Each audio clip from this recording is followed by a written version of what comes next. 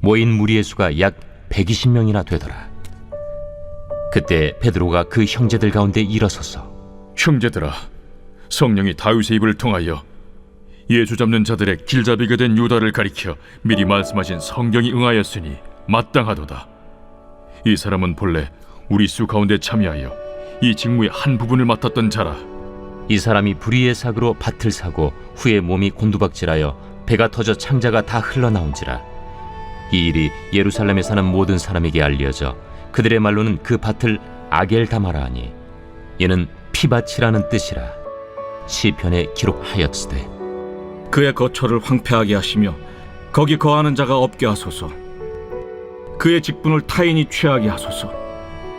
이러함으로 요한의 세례로부터 우리 가운데서 올려져 가신 날까지 주 예수께서 우리 가운데 출입하실 때에 항상 우리와 함께 다니던 사람 중에 하나를 세워 우리와 더불어 예수께서 부활하심을 증언할 사람이 되게 하여야 하리라. 그들이 두 사람을 내세우니 하나는 바사바라고도 하고 별명은 유스도라고도 하는 요셉이요 하나는 마띠아라. 그들이 기도하여 이르되 무사람의 마음을 아시는 주여, 이 두 사람 중에 누가 주님께 택하신 바 되어 봉사와 및 사도의 직무를 대신할 자인지를 보이시옵소서. 유다는 이 직무를 버리고 제 곳으로 갔나이다. 제비 뽑아 마띠아를 얻으니 그가 11사도의 수에 들어가니라. 사도행전은 누가가 쓴 글입니다. 누가복음에 이어서 이제 사도행전을 기록을 합니다. 신약 성경에서 가장 많은 권수를 쓴 것은 사도 바울이지만 단순한 분량으로 놓고 따지면은 이 누가가 가장 많이 기록을 하였다라고 합니다. 분량 자체로만 보면요. 그토록 누가복음과 이 사도행전, 참 누가가 하나님 앞에서 귀한 일에 쓰임을 받았습니다. 더군다나 이 사도행전의 내용들을 보면은 좀 하나님의 그 복음에 증거되는 그 놀라운 생생한 생동감 넘치는 현장들을 우리가 직접 보고 있는 듯이 만지는 듯이 느껴지게 되는 책이라 할 수가 있겠습니다. 이 사도행전의 말씀의 그 진행되는 상황들을 보면은 그 사도행전의 전 스토리, 그 모든 내용을 함축적으로 이 압축하여서 나타내고 있는 핵심적인 구절이 바로 너무나 잘 아는 사도행전 1장 8절의 말씀입니다. 오직 성령이 너에게 임하시면 너희가 권능을 받고 예루살렘과 온 유대와 사마리아 땅끝까지 이르러 내 증인이 되리라 하시니라. 이 1장 8절의 이 말씀이 이 사도행전의 모든 스토리를 함축적으로 나타내고 있다. 이 구절의 말씀이 진행되는 순으로 이 성경이 기록이 되어 있습니다. 그래서 이 사도행전 1장 8절에 성령이 너에게 임하시며, 그래서 사도행전에 처음에 오순절 성령 강림의 사건으로 문이 열리게 됩니다. 그리고 온 유대와 사도행전에 예루살렘과, 먼저 예루살렘이죠. 성령이 임하시면 예루살렘과, 그래서 7장까지 1장부터 7장까지가 예루살렘, 그리고 그 뒤로 12장까지가 유대와 사마리아, 또 그 이후로 13장으로 마지막까지가 땅끝. 땅끝은 그때 당시에 로마라고 할 수가 있겠습니다. 그래서 이 사도행전을 사도행전이라는 말과 함께 복음행전이라고도 하고, 그 모든 일 가운데는 성령님의 역사하심, 그 시작도 성령이요, 그 과정도 성령이시요, 그 마무리도 성령이 해나가시는, 그래서 성령행전이라고도 불리는 책이 바로 사도행전입니다. 그래서 예수님의 명령을 따라 그들이 우선은 이 예루살렘을 떠나지 않고 너희가 모여서 성령을 구하며 기도해라. 그래서 그 말씀을 따라 어제 본문의 1장 14절에 그들이 여자들과 예수의 어머니 마리아와 예수의 아우들과 더불어 마음을 같이하여 오로지 기도에 힘쓰더라. 그래서 다락방에 모여서 그들은 오롯이 성령을 사모함으로 기도에 힘쓰고 있는 와중에 있습니다. 그들이 모여 있는 그 상황 가운데에 오늘 말씀이 또 이어서 전개가 됩니다. 모인 무리의 수가 약 120명이나 되더라로 시작을 하죠. 예수님께서 부활하시고 나서 순식간에 한순간에 약 500여 명의 성도들에게 그 모습을 보이셨다고 고린도전서 15장 6절에 기록이 되어 있습니다. 그리고 오늘 모인 무리의 수가 약 120명이다 라고 하였는데 이것은 이 다락방에 모인 수 120명 외에도 다른 곳에서도 모여 있었을 가능성은 배제할 수는 없는 부분입니다. 어쨌든 그렇다면 왜 하필 120명이 모였다라고 기록이 되어 있을까?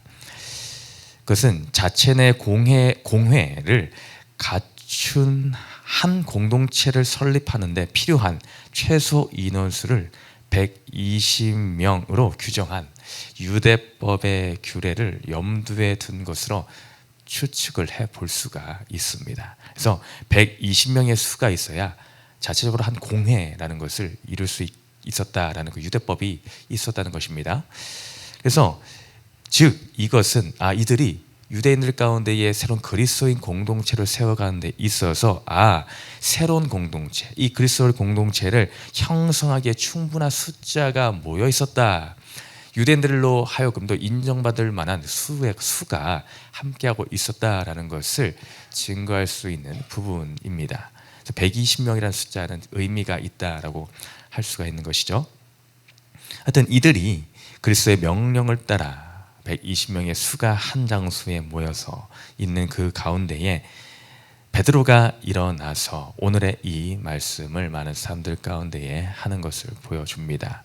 그것은 그 핵심의 내용은 이제 우리가 12사도가 있었는데 그 가운데의 한 명인 가룟 유다가 이 진리의 길, 생명의 길, 주의 복음을 전하는 이 증인된 삶을 살아간 이 길, 그 도를 버리고 제 것을 따라 행하게 되었다.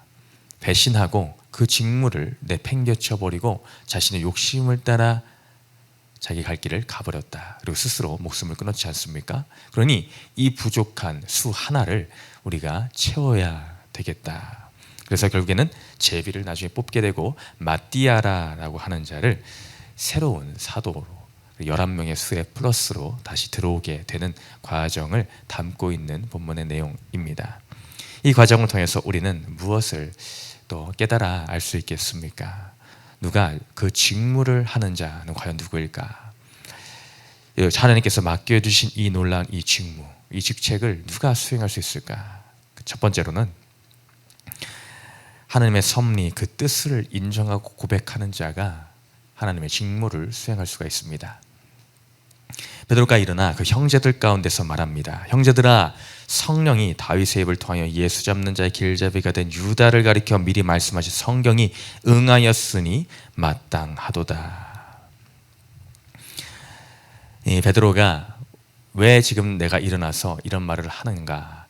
우리가 왜 이런 일을 당하게 되었는가? 왜 한 명의 숫자가 비게 되었는가?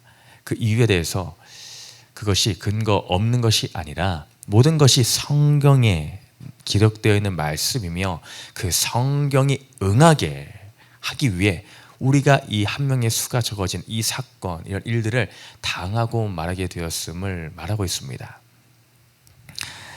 뒤편의 본문 해설의 내용을 보면서 여러분 새로운 눈이 함께 띄어지길 소망합니다. 이 베드로가 이 자리에서 일어나서 말할 수 있었다라는 것은 쉽지 않았다는 것입니다. 베드로가 어떤 자였습니까? 그도 예수 그리스도를 부인한 자였습니다. 무려 그것도 3번이나 나는 예수를 모르고 나중에는 저주까지 하면서 발뺌을 하고 도망치는 그런 모습을 보였던 자가 베드로였습니다. 수제자였지만 그는 처참하게 무너지고 말았습니다. 그런 과거 수치의 사건을 크게 겪은 자가 베드로였습니다. 이 가룟 유다, 그도 예수를 배반한 자였죠.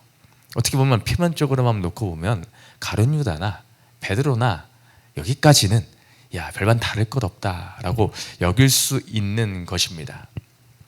형님, 그런 상황에서 이 베드로가 자신도 배신을 한 자인데 3번이나 배신한 제자인데 떵떵거리며 자만했던 자신의 모습이 있었는데 그 가운데서 많은 사람들의 이 120명의 앞에 서서 배신한 유다에 대한 이야기를 꺼내는 거 인간적으로만 본다면 어찌 가능하고 어찌 쉽게 할 수가 있겠습니까? 당당하게 나설 수가 있었겠습니까? 누군가는 수군거리지 않았겠습니까? 야, 네가 그런 말을 한다고? 너도 배신했던 자 아니냐? 라는 마음을 품었던 자가 있었을 수도 있습니다. 그런데 그럼에도 불구하고 이 베드로는 그 가운데 서서 이 말들을 합니다. 그렇게 말할 수 있는 것은 성령이 그 안에 계심으로 그는 어쨌든 간에 하나님 앞에서 철저한 회개를 함으로 또 그리스도 앞에서 다시금 자신의 신앙을 고백하면서 주님, 내가 그 누구보다 주님을 사랑한 것을 아십니다. 그 예수 그리스도의 긍휼의 사랑으로 회복됨을 경험한 자, 또한 말씀을 통해 오늘 다윗의 입을 통하여 라고 말하며 그 시편에 기록된 말씀을 인용하며 이 모든 일들이 하나님의 뜻을 따라 나타난 일이구나.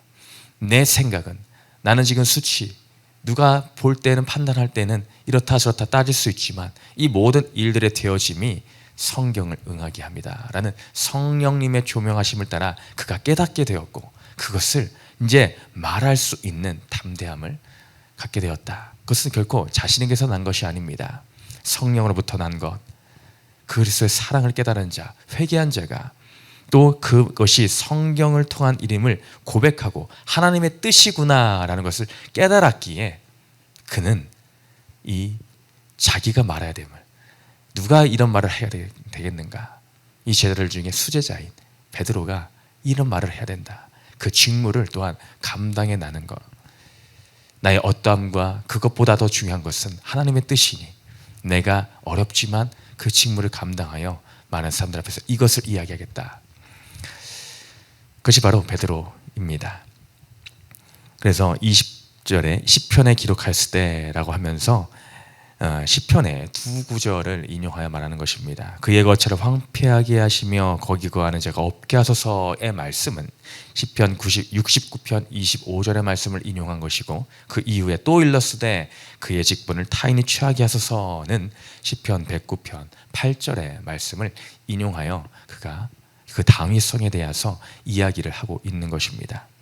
그래서 그것을 통하여 이 베드로는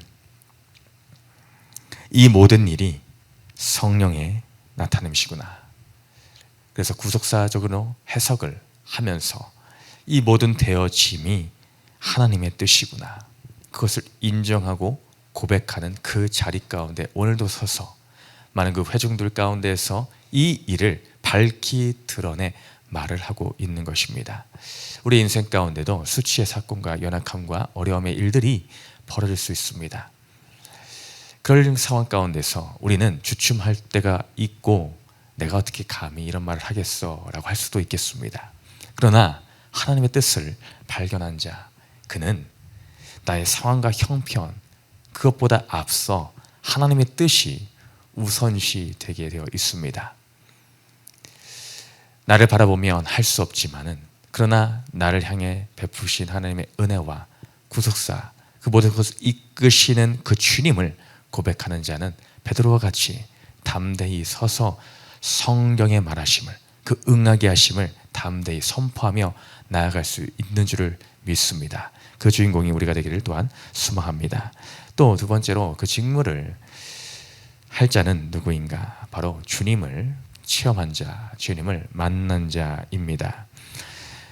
이어서 두 번째 단락에서 그렇다면 누가 이 직무를 대신할 수 있을까? 그 자격에 대해서 함께 보며 나아갈 수가 있는데, 이러함으로 요한의 세례로부터 우리 가운데 올려져 가신 날까지 주 예수께서 우리 가운데 출입하실 때에 항상 우리와 함께 다니던 사람 중에 하나를 세워.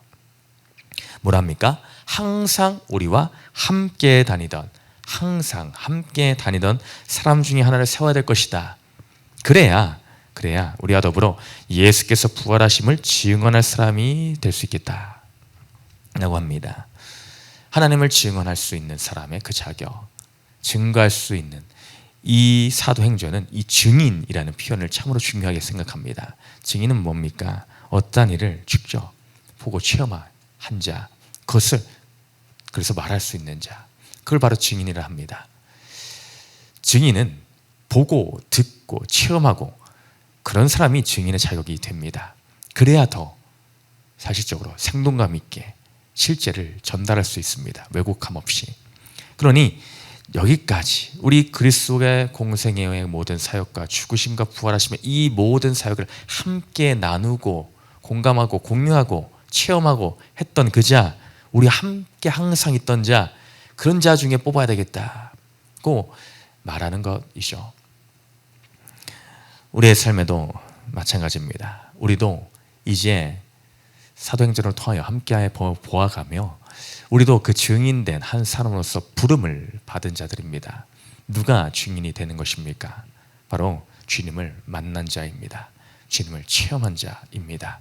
내가 체험함 없이 그 주님을 온전히 만남 없이 어떻게 증인이 될 수 있겠습니까? 그렇지 않으면 이상한 것, 잘못된 것을 증거할 위험이 있으며 애초에 증인이 될 수도 없는 것입니다.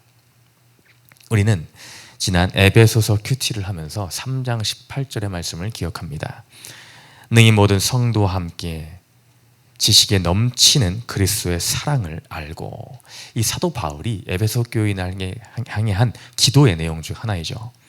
능히 성도와 함께 지식에 넘치는 그리스도의 사랑을 알고, 그러면서 그 너비와 깊이와 높이와 깊이가 어떠함을 깨달아 라는 말씀이 있었습니다. 그리스도를 아는데 그냥 아는 게 아니라 지식에 넘치게, 우리가 단순히 머리로 알고 끝나는 인간적인 지식의 수준이 아니라 그리스도를 알되 깊이 넓게 높이 이 체험적인 것으로 아는 삶, 그것이 너무나 중요함을 알려줍니다. 옛날에 한 유명한 영화가 있었습니다. 큰 흥행을 한 엽기적인 그녀, 여러분들 기억을 하실 것입니다. 차태현 씨와 전지현 씨가 주연으로 나왔던 그 영화입니다. 거기에서 이제 차태현 씨의 옛 연인이었던 전지현 씨가 소개팅을 하게 됩니다. 그래서 근데 어떤 연유인지 그 소개팅 자리에 차태현 씨 있게 됩니다. 그러면서 그 소개팅 남에게 자신의 옛 연인이었던 전지현에 대해서 소개를, 주의할 사항을 이야기를 한 10가지 정도를 쫙 해줍니다. 여자다운 걸 요구하지 마세요. 뭐 스쿼시나 검도는 배워두는 게 좋습니다. 재미없는 얘기를 하면은 뭐 어떻고, 때리면 가끔 안 아파도 아픈 척, 아파도 안 아픈 척 뭐 하세요 하면서 막 10가지를 막 이야기를 남기고 떠나갑니다. 그러고 나서 나중에 소개팅 남이 전지현 씨가 잠깐 자리를 비웠다가 돌아왔을 때에 아무개 씨, 이 전 남친이었던 차태현 씨가 자신에게 이러이러한 주의사항을 이야기해 줬는데 제가 한번 읊어볼까요? 제가 기억력이 좋습니다 하면서 하나하나 이야기합니다. 그걸 듣고 있는 전지현 씨가 옛 추억에 잠기면서 뭔가 애틋한 감정을 느끼고 그 자리를 박차고 소개팅 남을 내두고 박차고 나아가 차태현 씨를 다시 찾으러 뛰어가는 그런 장면이 담긴 모습이 나옵니다. 그 뭐 내용이 중요한 것이 아니라 우리는 그리스도를 알되 깊이 알아야 됩니다. 이 차태현 씨가 그 전지현 씨 옛 여친인데 전지현 씨를 깊이 아는 것입니다. 이렇습니다, 저렇습니다, 이걸 좋아하고요, 저걸 싫어하고요, 이렇습니다 라고 하는 것이죠. 우리는 그리스도를 어떻게 알고 있습니까? 주님에 대해 얼마나 알아가고자 힘쓰고 애쓰고 있습니까? 오늘 우리는 다른 무엇에 앞서 그리스도를 더 알기를 힘써야 됩니다. 우리는 오늘 무엇을 알기를 애쓰고 있습니까?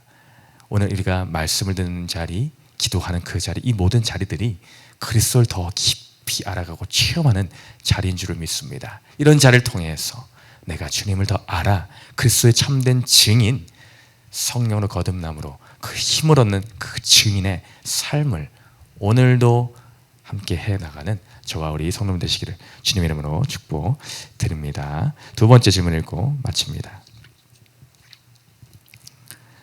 시작. 매일 말씀을 묵상함으로 나를 구속하신 예수님을 만나고 있습니까? 나는 부활의 증인입니까?